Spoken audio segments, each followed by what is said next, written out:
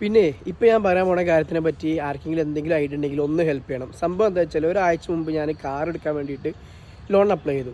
അപ്പോൾ അവർ CIBIL check ചെയ്ത് നോക്കിയപ്പോൾ സ്കോർ കുറവാണെന്ന് പറഞ്ഞു. അവർ പറഞ്ഞ ഒരു വിഷയം എന്ന് പറയുന്നത് ക്രെഡിറ്റ് കാർഡിലെ പേയ്മെൻറ്റ് അടച്ചിട്ടില്ല എന്ന് പറഞ്ഞു.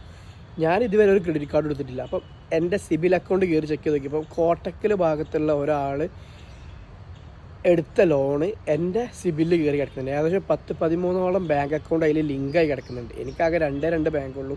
അങ്ങനെ ഞാൻ രാവിലെ കോട്ടക്കൽ പോയി ICICI ബാങ്കിൽ കയറി അന്വേഷിച്ചപ്പോൾ അവർ പറഞ്ഞു അവിടുത്തെ ഡാറ്റാസൊക്കെ കറക്റ്റാണ്, അത് സിബിലിൽ വന്ന എന്തോ ഒരു വിഷയങ്ങളാണ് എന്ന് പറഞ്ഞു. അപ്പം ഇപ്പോൾ സംഭവം ലോക്കായി കിടക്കുകയാണ്. കാരണം എൻ്റെ സിബിലിൽ ആ വ്യക്തിയുടെ ബാങ്കൊക്കെ ലിങ്കായി കിടക്കുന്നുണ്ട്. ആ പേയ്മെൻറ്റ് അടച്ചാൽ മാത്രമേ എനിക്ക് ക്ലിയർ ആയി വരുള്ളൂ. അപ്പോൾ അതെങ്ങനെയാണ് അത് ക്ലിയർ ആക്കാൻ പറ്റുക എന്നുള്ള അറിയുന്ന ആരെങ്കിലും ഉണ്ടെങ്കിൽ ഒന്ന് കമൻറ്റ് ചെയ്താൽ വലിയ ഉപകാരമാവും. അതുപോലെ നിങ്ങൾ ശ്രദ്ധിച്ചോളി, നിങ്ങളുടെ സിബിലിൽ ഇതുപോലെ എന്തെങ്കിലും ഉടായ്പ നടന്നിട്ടുണ്ടോ ഇല്ല എന്നുള്ളതൊന്ന് ചെക്ക് ചെയ്ത് നോക്കി.